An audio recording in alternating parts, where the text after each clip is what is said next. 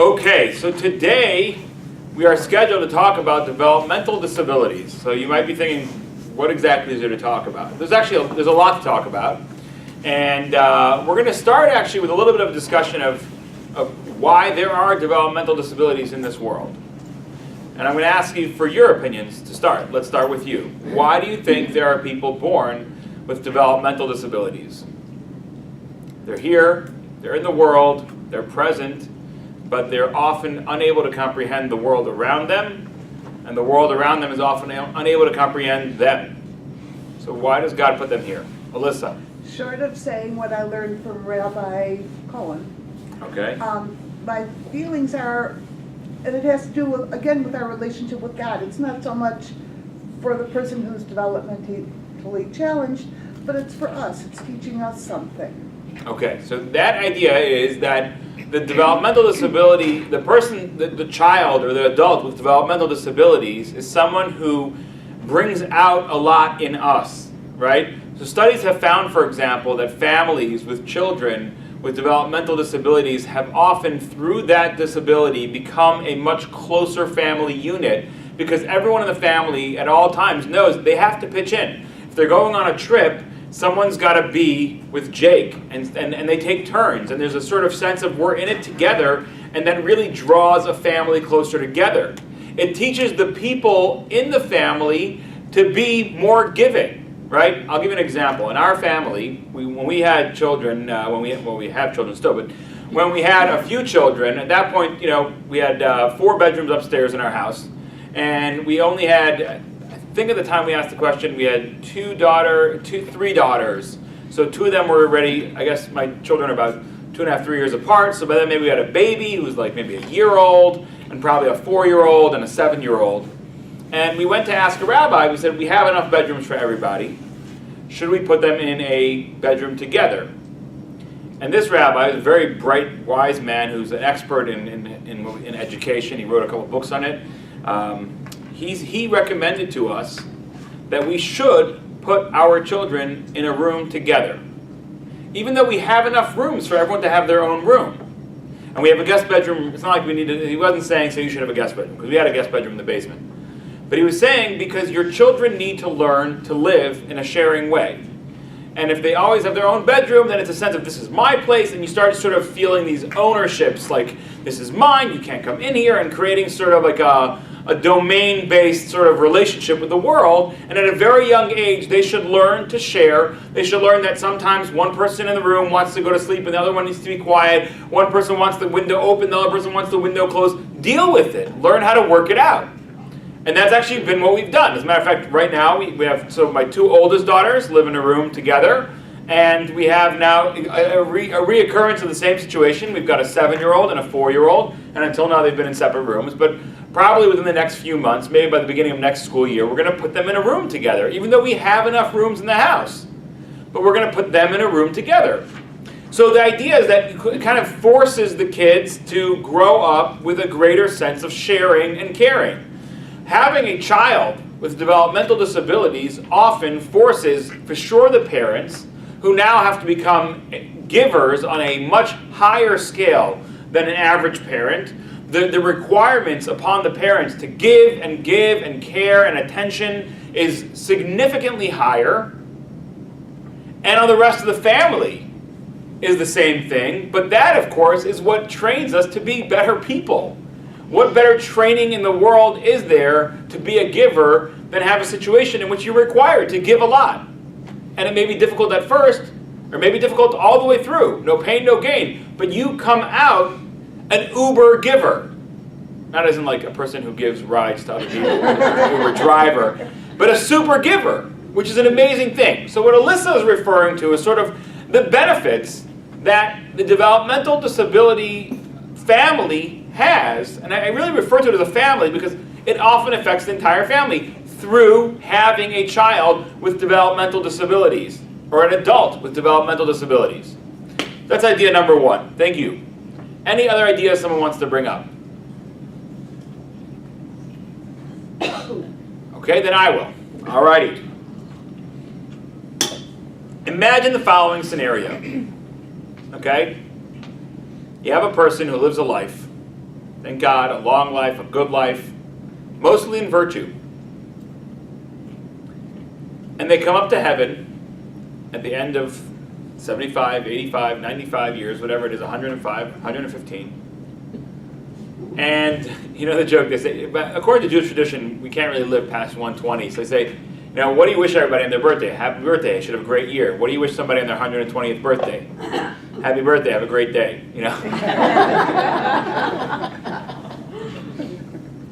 So, you have somebody come up to heaven, and they bring out all of their actions, because that's what we believe happens, right? After a person passes away, there's what's called Yom Hadin Hagadol V'Hanora, the great and awesome day of judgment, the day of reckoning. And they start trotting out all that person's actions. And they had many, many good actions. Many. But there were some flaws over there, some significant flaws that had not been resolved in their lifetime. Now, of course, in heaven, there is only justice. That's what we say actually at a funeral. We say, Kel Emunah Ve'ein Avel Tzadik V'Yasharhu. He is a God of faith, and there is no iniquity with him. He's Tzadik V'Yashar. He's righteous and straight. So while every good deed is going to get rewarded, every not good deed needs to be responded to as well. And God says to the man, I'm sorry, it's not looking great. We're going to, overall, it's pretty good, but, of course, now when we talk about heaven and hell, we can do a whole class on just heaven and hell, but we're not doing that right now. But so for simplification purposes, we're going to say, well, God says, well, you know what? Jake, looks like you're going to have to spend a month in hell, and then after that, you'll be cleansed, and you can get eternal good for after that. Jake's like, wait a second, God, can I get a visual on that? And God says, all right, sure. Open window number 17, and he opens it up, and there's hell. And it's excruciatingly painful. Excruciating painful. Of course, heaven, by the way, is incredibly euphorically delightful, far greater than any pleasure we've ever experienced. The same way hell is more painful than any painful physical human experience. It's like, God, I can't do that. God's like, I'm sorry. I wish there was a different way, but come to think of it, there is a different way. I could send you back there. And what we call a Gilgul. A Gilgul is a reincarnation. As Jews, we believe in the concept of reincarnation. So God says, I can send you back as another Gilgul, reincarnated again. And maybe you'll fix it this time. And the man's like, let's do that. The guy says, but hold on a second, Jake. This is not your first Gilgul. You've already come down 7 other times. And each time, while generally you're living a good life, you keep falling for the same sin. You're an incurable liar. You're a nice guy, friendly guy, just overall great guy, but for some reason, this is your thing. You're a liar. And I could send you back down there again, but there's a chance that you're going to mess it up worse. And you've come down here 7 times already, and you haven't been able to fix it. So the man's desperate now. He's begging God, please, God, send me back down there, but give me very limited faculties.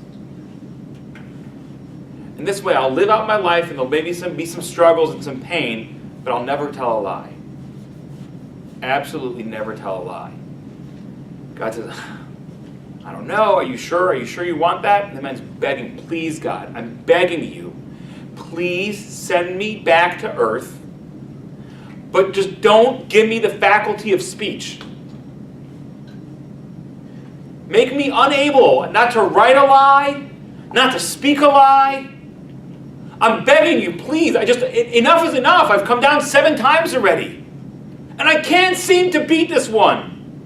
Send me back down. Yes, it will be painful. I'll have limited faculties, and that pain itself should be part of the cleansing process, but make it in a way that I will never tell a lie. God says, fine. And Jake is born. It's an amazing thing, the way God sort of runs this world. If you think about it, Jake has enormous value to himself, to his soul. He may have begged God to be in this position. Jake adds enormous value to his family. If they, of course, respond properly. That's going to be their struggle. How are they going to respond to this challenge that has been thrown their way?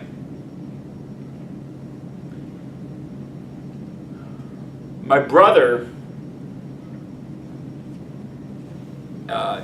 his wife passed away unfortunately, but his wife's family had a child that had Down syndrome. And they were an amazing family, an incredible, incredible family. Loving, caring, honorable, just incredibly warm people. The child with Down syndrome was the youngest in the family. His name was Yaakov. What an incredibly sweet boy he was. He is. I haven't seen him lately. And I remember hearing a story from his father. His father's a doctor of philosophy, a PhD. He teaches philosophy at Notre Dame and University of Indiana at Bloomington. And someone in the synagogue at one point, people get into these petty things in the synagogue. You sat at my seat, you took my mishaberach, my aliyah, it's amazing. It's really amazing. And you look at the history of our people, right? Yeah. And all the things that we've been through. And this is really what it all comes down to, right?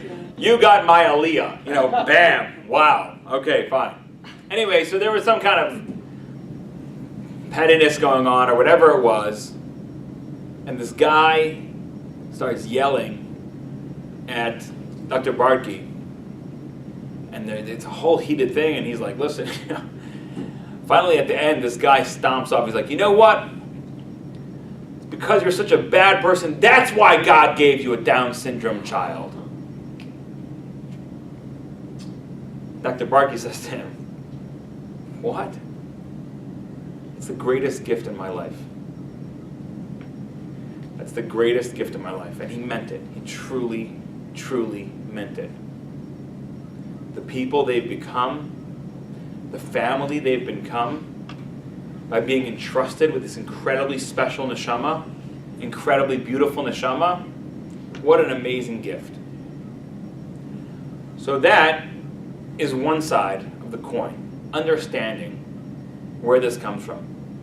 And of course, I'm not trying to paint this picture that makes it look like it's easy. No, it's actually not easy. That's specifically why it works. If it was easy, it wouldn't do anything for us.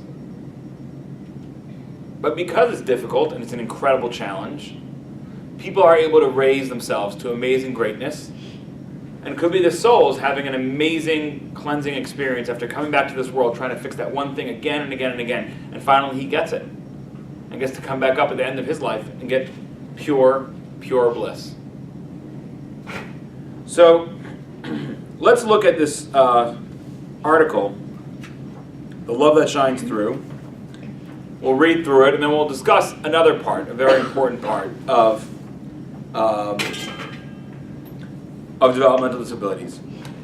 In the beginning, Brian and Jacqueline Ratner were focused on what their eldest child, Jarrett, could not do.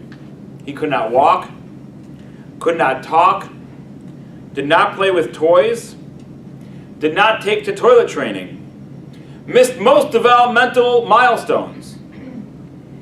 Hoping for a diagnosis and cure, they took him to research centers at Harvard and Yale, thinking it might be some rare genetic disorder like Tay-Sachs, which disproportionately affects Ashkenazi Jews.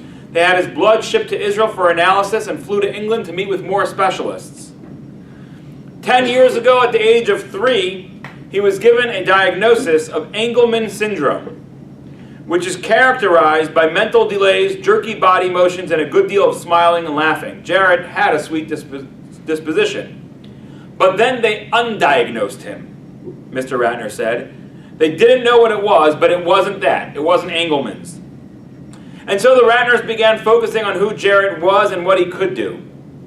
When he wanted a ball, he would pound his chest until he got it.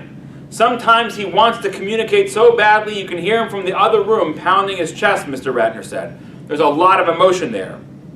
He is good at making eye contact, and his mother noticed that if she asks him what he wants for lunch, turkey, tuna, chicken, he would say yes by blinking his eyes and then holding them closed for an extra second. Figuring out his signs is like watching a third base coach, said Mr. Ratner, who's a lawyer.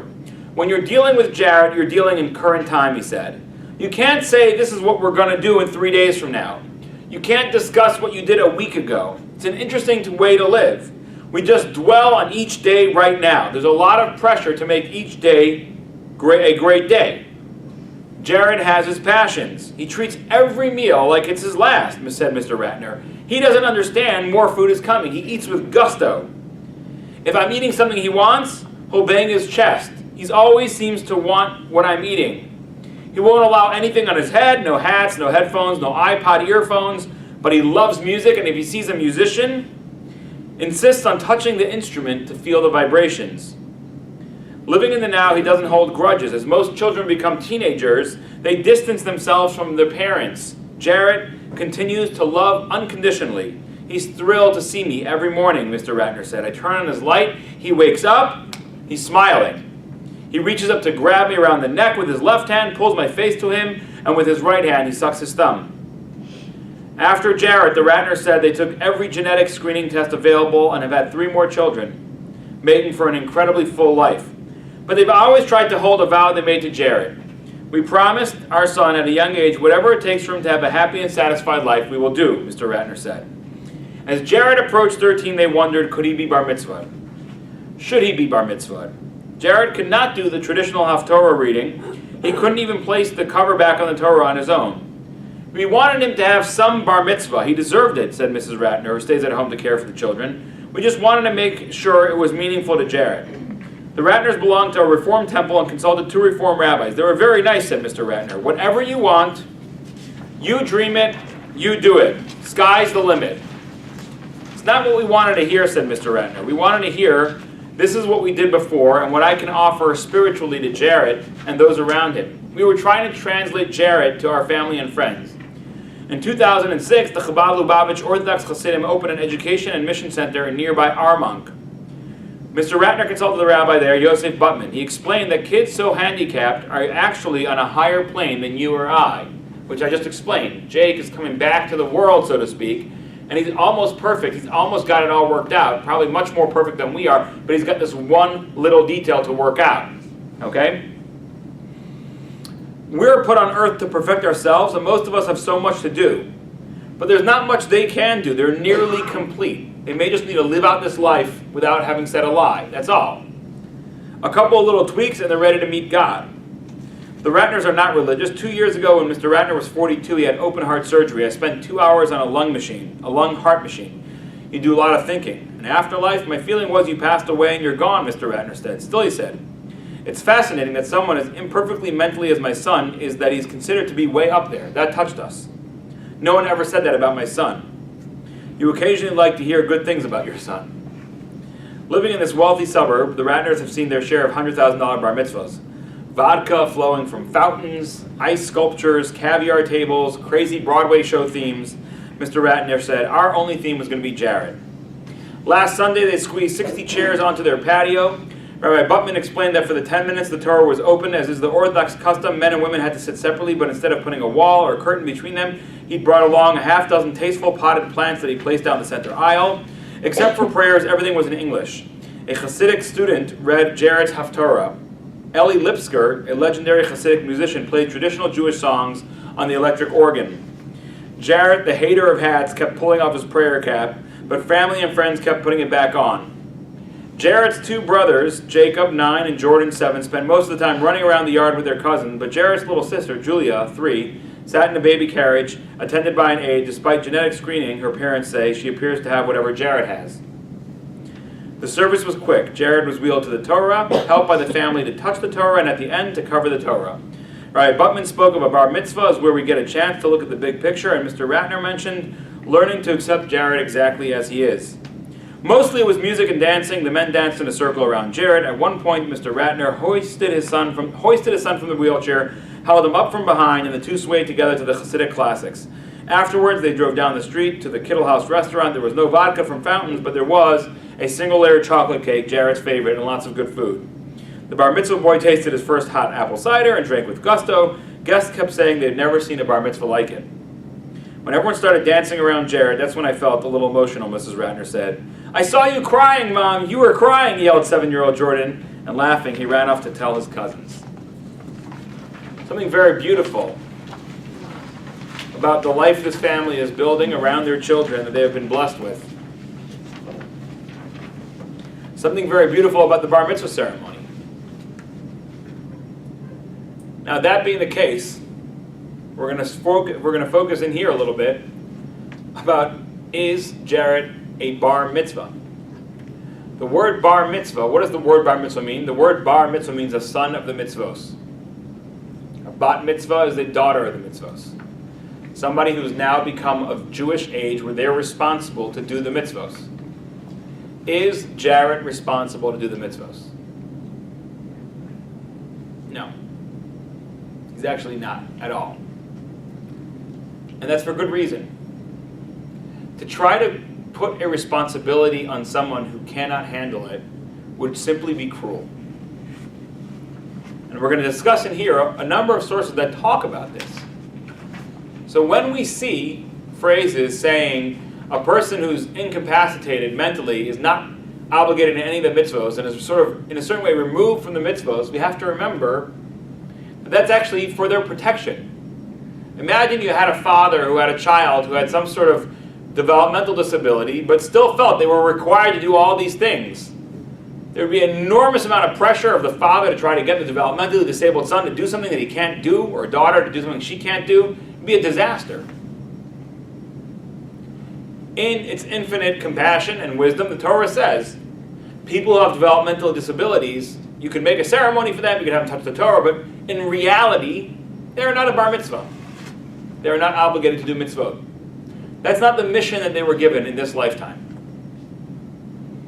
Okay, so let's look at some of the sources. The first source is, of course, from, yes? Rabbi, when a child like this is born and the family takes a responsibility and they say mishaberachs and they anticipate that their mishaberachs are going to be answered, but they're not in something like this. Okay, good question. So if you guys didn't hear the question was, people in this kind of situation will say mishaberachs. As a matter of fact, it was very interesting. This morning, actually last night I got the email, this morning I responded, from a young woman in our community. She said, my dad, unfortunately, just had a stroke. He's in the hospital. What prayers should I say? So I sent her a couple prayers, and I told her about the mishaberach. I offered to have a mishaberach said for her father. I recommend giving charity, right? But the question is, sometimes the mishaberachs are not answered, and especially in the area of developmental disabilities. Generally speaking, most developmental disabilities, especially the more severe ones, there is no cure. There is no changing that. And no matter how many mishaberachs you say, you likely, if someone has Down syndrome, for example, you can't mishaberach Down syndrome away. You can mishaberach, you can make prayers that life should go well for this person, life should go well for the family, and I would say you're required to do so. However, you're right that you may pray for a recovery and not find that happen. Now, what we do have to understand in terms of in general unanswered prayers, right, is that if every time we prayed and said a mishaberach for somebody, they automatically got better, there wouldn't be a lot of free will left in this world. Right? Let's forget developmental disabilities. Let's talk about regular illness. Because again, if someone's chromosomes, right, have a mutation, like Down syndrome, right, where there's a mutation on the 23rd chromosome, you can't change their DNA. You're not going to be able to go in there into every one of his 13 trillion cells and repair the DNA. And who knows?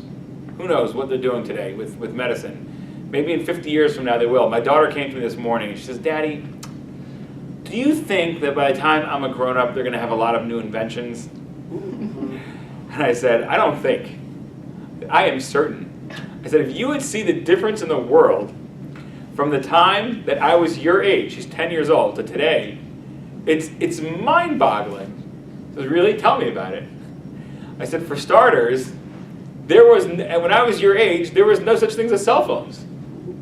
Right? There was no such thing as cell phones. Just then, people were starting to get pagers. Doctors would have pagers, you know. There was no such thing as cell phones. There was no such thing as the internet. She's like, what? You couldn't order, you know, we had a Land's End box for. I said, there was no going online and ordering Land's End. We used to get catalogs from Sears that were like, you guys remember the Sears Roebuck catalog, you know? Like 800,000 pages, you know? It's wild to think about how much the world has changed. So, you know, who knows? Maybe somebody will create a gene fixer that literally can be injected into somebody and multiply, and before you know it, it's fixing, you know, millions of cells every day, billions of cells a day, and eventually it's actually able to reverse something like Down syndrome. I don't know. Who knows what the future holds? But there, it's a little bit more, it's easier to understand that we have a concept called Ein Som Chanal Anes. You can't depend on a miracle. There is no scientific cure for Down syndrome. So saying a mishaberach that the Down syndrome should go away I believe is a mistake. Unless you want to pray that they should find a cure that should change it. But like, you know, for example, like, let's say for example, a person does an ultrasound on his pregnant. A woman does an ultrasound and they find out they're having a boy and they really want a girl. So you start praying, God, no, we really want a girl. We're going to have 4 boys. Please. We have a pink room sitting in our house empty for the last 4 children. Please, give us a girl. You're not supposed to make that prayer. That's it. That's been done already. That's happened. That's sort of, you know, that's water under the bridge. Even interestingly enough, Talmud says, let's say for example, someone just left the town and then they hear like a shriek. Some kid got hurt or something. So you say, oh God, I'm praying to you, please, that should not have been my child. It's too late.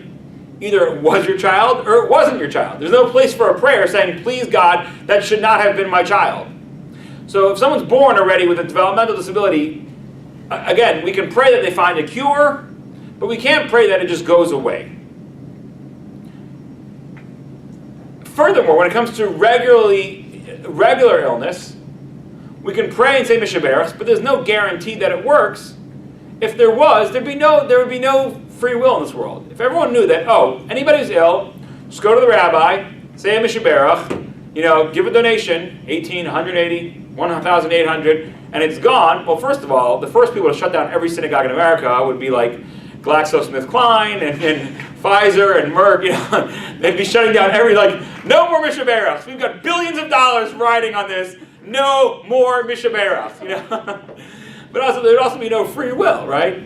And sometimes illness has a very important role in our lives, bringing home certain messages and sort of, you know, escalating for us the importance of taking care of certain, whatever it may be, right? Actually, the Talmud tells us that Isaac prayed for illness at the end of life.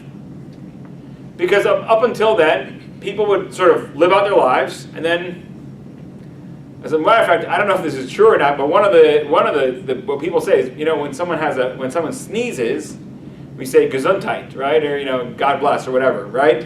And I don't know if this is true. Please do not. This is not, you know, take notes. Rabbi said, but one of the things that they say is that before there was illness, people would live exactly how many days they're supposed to live. So a person had a lifespan of 87 years and 243 days and 17 hours and 36 minutes and 25 seconds. They would live that whole life without any illness, and then they just sneeze, and they were gone, just sneeze out their soul. So now we have illness. It's very different. When someone sneezes, we say Gesundheit. You should be good. You should be strength. That should not be like a harbinger of any kind of bad, ill, or outcome. But Isaac actually prayed that at the end of life, people should experience illness, so it sort of gives them a sense of saying, okay, you've got, to a certain degree, you're on a timer right now. It can last 5 years, 10 years, 3 years, whatever it is, but get your affairs in order. So there's also a value in that. Now, saying when mishaberach that away, there's a reason why that's there. So we can't unfortunately, we can't mishaberach away illness. That does not mean we should not pray. We should pray with all of our hearts and all of our souls and all of our mights that anyone who's ill, and I do, right? And I'm sure you do, right?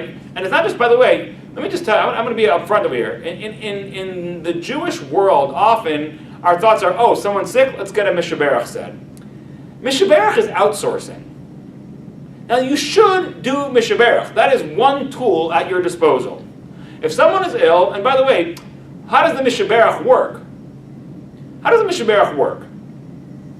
Because some guy stood at the bima in the synagogue and said, so-and-so, so-and-so, so-and-so should be healed, v'no maramein. Like, how does that work? So there's different ways that it works. One of the main things, if you look at the text of the Mishaberach, you're saying that he who created Abraham, Isaac, Jacob, etc., should bless and heal so-and-so. We insert the Hebrew name, the son of, we insert the mother's name, in the merit that so let's say that I'm making a Mishaberach for somebody, so I'll say, the Mishaberach, the whole text, that God should bless and heal Bob, the son, Baruch, we use the Hebrew name, Baruch, the son of Sarah, because Yehuda Leib and Rabbi Aryeh Moshe Leiby is going to give charity on their behalf, or because they themselves are giving charity. The real thrust of the Mishaberach is not that someone in synagogue said a Mishaberach, or the other thrust of that is that they say, Ba'avur sha'anu mispalalim ba'avuram, which means because we are praying on their behalf. So the Mishaberach, the text of the Mishaberach is not what heals. It's the charity and the prayers that are behind it that heal. That's number one.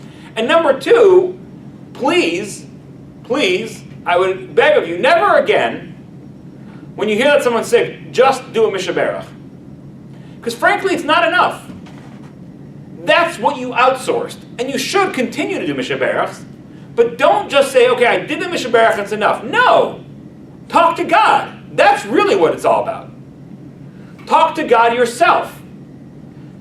Pray to God every day for this person, for yourself, if you're not feeling well. Make sure you don't outsource it to some man in the synagogue, because nobody can pray better for you or a loved one than yourself, who feels the reality of what you're going through most acutely. So Mishaberach is the outsourcing department. And I'm not saying you should stop that. There's a great force in, again, especially with the charity that goes behind it. We have a phrase, tzedakah tatzil mimavas, charity saves from death, right? And the people, the prayer of a community has a much higher weight in certain ways than a single individual's prayer. God has given the tzibor, the community, a force that their prayers carry an enormous amount of weight. But that's only the outsourcing department of what we need to do for our spiritual care when we or someone we love is sick. The primary responsibility is our own prayers. And if someone wants to come over to me afterwards, I'd be happy to share with them different prayers that they can say. Of course, the easiest and most heartfelt of them is literally sitting and standing and talking to God, saying, Dear God, I love you, I recognize you, I'm going through an enormously difficult time. You are my Father, you are my healer, you are my doctor. Of course, it doesn't mean you don't go to a doctor, you go to that, but ultimately recognizing that sometimes the doctors can't do everything, and I know that you can do anything. So please, give me respite. Please heal my mother, my father, my brother, my sister. And say that again and again. Now, by the way, we have a tradition. Let's go back to one last thing. We have a tradition that tells us that absolutely no prayer goes unanswered. Now, of course, some of them the answer is no. But even a no prayer gets answered in a different way. There's a story, it's a chilling story. There was a woman who lived in Israel who had a child, a young boy. Let's call him, his name was Yaakov ben Saraleah. And he was very ill. And she spared no effort to get people to pray for her son. Right? Primary people praying for her son. She, of course, prayed every day tearfully to God to heal her son, but she enlisted her friends, her neighbors, people saying psalms. In our community, we often will get a text in the middle of the day, or an email, saying, this comes from my sister's friend, her mother just went into surgery, can you please say? And as soon as I get that, literally, if I'm not in the middle of something, I try, no matter where I am, right then, right there, to say a chapter or two of Psalms for that person, no matter who they are. So she tried everything, and it wasn't working. Her son was not having a good outcome. So she decided to arrange a massive day of prayer on behalf of her son. She rented out a hall in Jerusalem. It's called Binyanei HaUmah. It's this massive hall that can fit 5,000 people. And she brought in great speakers to get the people to come in. And they came and they spoke and they prayed and they said Tehillim and they davened, and an amazing evening. Her son passed away just a few weeks later. Years later, about a decade later, this woman is in New York. And she was going to some sort of event where parents of children who had cancer had a get-together, and she sits down and she starts talking to this lady. How old is your son? How old, my son passed away. Your son, her son actually got better. They start talking. And they realize that the children are actually very close in age. What was your son's name? Oh, Yaakov. Really? That's my son's name. And on your name tag, it says your name is Sarah. What's your full name? Sarah Leah. No way. That's the same name that I have. And they trace back. The two children were ill at the exact same time. And they go back to the day that they had this massive prayer ceremony in Israel where you had 5,000 people praying for Yaakov ben Sarah Leah. And the mother says, I can't believe that, because she remembers the date exactly. It was February 3rd, 2003. So that's when the doctors came in and said, we have no explanation, but it's shrinking away. The cancer is shrinking away. We don't know why. It has not been responding to our treatments until now, but we think this is going to work. So no prayer goes unanswered. It may not get answered to us the way we want it to, but every prayer is put out into the world has a positive effect on the world. Okay. Next, now let's go back to our source sheet. So that's sort of in terms of the prayers and mishaberachs. Okay. Now, source number 1. Vayivra Elohim esa adam b'tzalmo b'tzelem Elohim bara oso zachar u'nekeva bara osam. And the Lord made man in his image. In the image of the Lord he created him. Male and female he created them. The most important thing to remember is that every single human being, no matter what their faculties or capabilities are, is created in the image of God. And that alone is where they are deserving of enormous, enormous respect and sensitivity. You read about people who lived in ancient Greece and ancient Rome. These were people whose civilizations we glorify today. We talk about Western civilization was built on Greece and Rome. And we know how they treated people who were developmentally disabled. Threw them out in the forest. Snuffed them out with a pillow.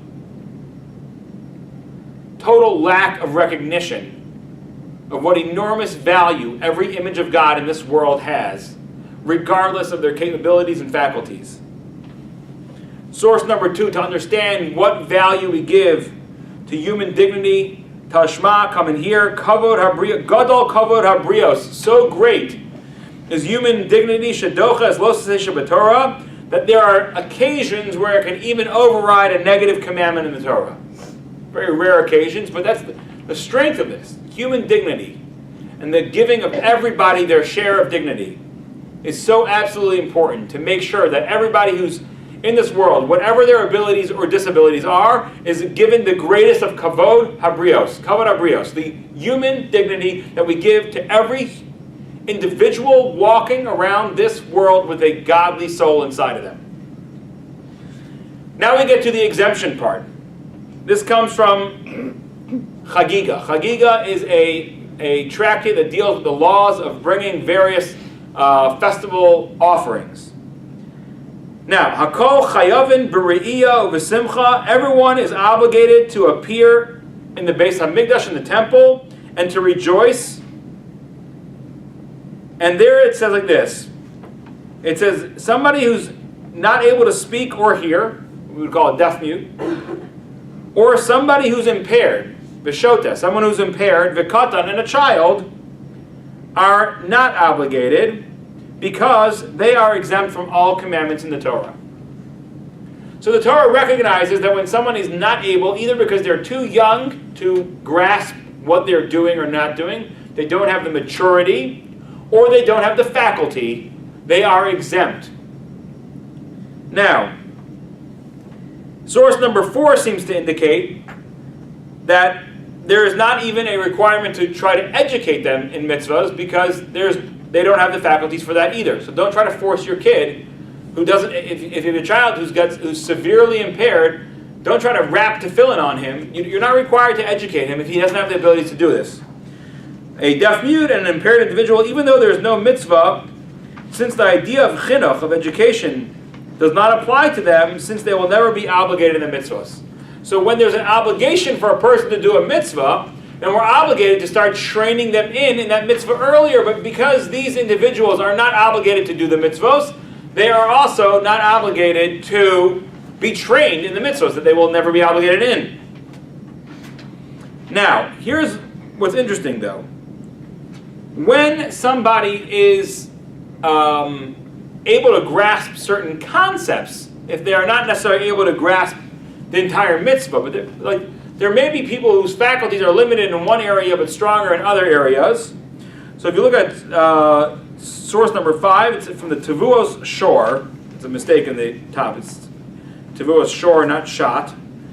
And so it is written in the response of the Maharil, and he proves that a deaf mute or an impaired individual is connected to mitzvahs, and those who are capable are required to watch them and oversee the proper performance of the mitzvah. So if someone has now again, we're not talking about learning disabilities here. We're talking about significant developmental disabilities. That being said, if a person has a child who can shake the lulav and really understand what they're doing, then we should oversee them doing that. But again, they have to really grasp what they're doing. Okay. The Talmud goes through examples of what makes somebody impaired, considered halachically impaired. The rabbis taught who is considered impaired: one who goes out alone at night, one who sleeps in a graveyard. Of course, today we can all go out alone at night. It's a very different society. If you were to sleep in a graveyard or go out alone at night or tear your clothing, these are all things that are self-destructive. So somebody who does not have the abilities, what basically we're telling us, we said that Rav Huna said you have to do all 3 things, and Rav Yochanan said you only have to do one of them, but the point is that one of the ways that we determine developmental disabilities is an inability to take care of oneself in a way that is healthy and productive. If a person's going to do things that are harmful to themselves, if not for the intervention of adults, they are considered to be impaired. That's sort of just like a child does not have the maturity to take care of themselves and would do things that are unhealthy if not for the intervention of an adult. Someone who's considered halachically impaired is an adult who does the same thing. Now, another example from Maimonides, right, from the Rambam, Hilchos Deos, the laws of witnesses. The laws of witnesses, because a person who's impaired is not legally allowed to be used as a witness. So he writes, those who are overly simple-minded, that they do not recognize when 2 things contradict one another, and they do not understand things the way that most people do, and also those that are confused or rushed in their thoughts or intensely insane, they are all considered to be impaired. So these are examples of sort of what meets that halachic designation. Now, here's a very interesting one. Source number 8, because this actually applies. I've got a second cousin of mine who lives in Baltimore that has, she is developmentally disabled. She's married to another individual who's developmentally disabled. They don't have any children, but he works in the pizza shop where he wipes down the tables, and he's been doing that for probably 30 years. I don't think she has the ability to hold on I don't think she has any job. But they're married to each other. They actually live in an apartment together. And they're both not really able to navigate the world well on their own and still require a lot of checking in by their parents, etc., but they have a semi-autonomous life. Now again, if they were totally unable to have autonomous life, because they would just, going out alone at night is not something today necessarily incredibly dangerous unless you live in certain parts of town. But I'm saying, what the examples they're giving over there would be like, if a person's, for example, always going outside in the freezing cold without a coat, or maybe without clothes, right? You know, these are examples of things that would definitely make them legally impaired. This couple, my second cousin, sort of, so she's sort of on the border, right? She would not be able. They would be totally unable to raise a family, right? Unable by any means to take care of children, raise a family, but they are able to live a semi-autonomous lifestyle together, again, with supervision and monitoring from the parents, from the siblings. So here's source number 8. An impaired individual cannot be halachically married either according to Torah or rabbinic law, irrespective of whether it is to another impaired individual or to someone incompetent. So this is the Shulchan Aruch, the Jewish code of law, written by Rav Yosef Karo in the 1500s, okay? However, the Ramah, now the Ramah is Rav Moshe Isserles. Two people wrote the Jewish code of law at the exact same time. When Rav Moshe Isserles found out that Rav Yosef Karo, this great Sephardic rabbi in Sfat, in the holy city of Safed, was writing another Jewish code of law, he said, we'll just take mine and throw it away. Not throw it away, God forbid, bury it basically, because I don't want there to be two Jewish codes of law, one for Sephardic Jewry and one for Ashkenazic Jewry. But he did it on the condition that wherever he felt there was a little difference of opinion or there was difference of custom between Ashkenazic Jewry and Sephardic Jewry, which there are quite a bunch, that he would put in. So if you look in the Jewish code of law, it will say the Jewish code of law, and then in a lot of the paragraphs, it will say Haggah, which means like gloss, and then you have the statement of the Ramah, Rav Moshe Isserles, what he writes, which is sometimes slightly different. So listen to what the Ramah writes. This only applies to someone who is completely impaired. But if his mind is clear, even if it is extremely weak, i.e. he's very simple-minded, or if he is sometimes impaired and at other times clear-headed, and we don't know when he got married. Certain people have temporary bouts of insanity. And it can be bouts that come with regularity or irregularity. Now, if somebody in that state gets married, we don't know when they got married. Were they really thinking clear that day? Because you have to also remember that marriage is a transaction at the end of the day. Right? It's a transaction. It's a buying of fealty, of loyalty, whatever it is. And there's a transaction occurring. You cannot have a transaction occurring between people who don't understand what the transaction's all about. That's what timeshare sales are all about, right? Selling people something they don't really understand fully. Because if they were, they wouldn't be buying the timeshare and then selling it on eBay for $1 2 years later.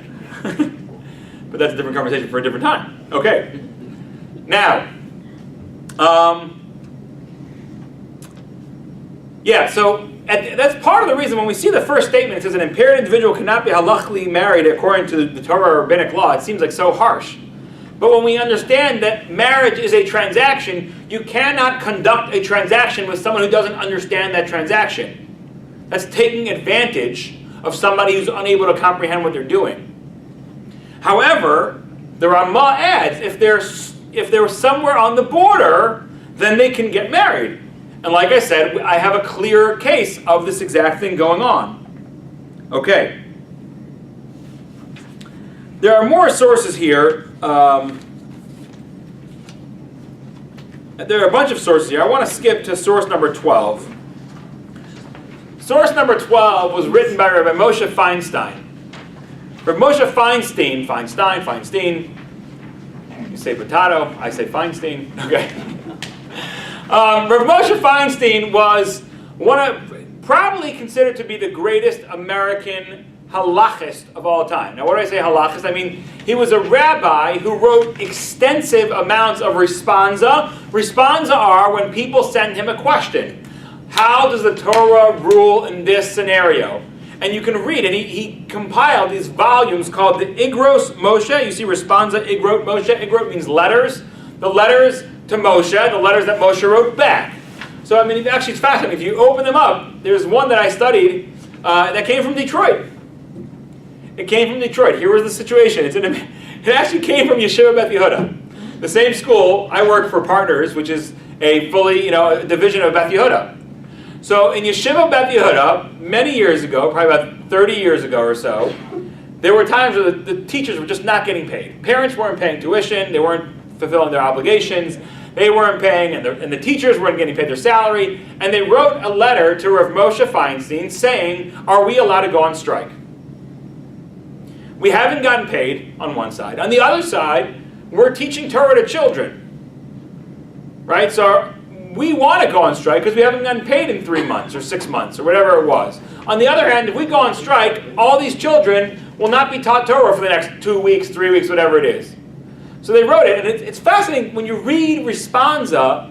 Rav Moshe says, this came from my good friend so-and-so in the city of Detroit, and you read the question. The question is, I am the teacher here at Yeshiva Beis Yehuda, and it's fascinating, fascinating. So Rav Moshe Feinstein wrote very prolifically on the widest possible range of topics, and it's really amazing to go through his responsa because you get to see the development of halacha and how a rabbi who is tasked with answering really important questions, like, turning off a defibrillator. Are you allowed to turn off, or life support, or co-joined twin surgery? I mean, these amazing life or death questions, and you watch how he goes through it, or some of his business questions, breakups in business partnerships, and all the little intricacies. He did this wrong to me in this part, but he admits that he did this wrong. He stole some money from the cash drawer, but he wasn't coming into work when he was supposed to come in. Like, very fascinating stuff. So in his responsa, he writes the following. There is nevertheless an obligation on parents to teach their children who have the status of impaired individuals as much as is possible for them, and to hire teachers who can learn with them, and to open schools for them if there are many such children.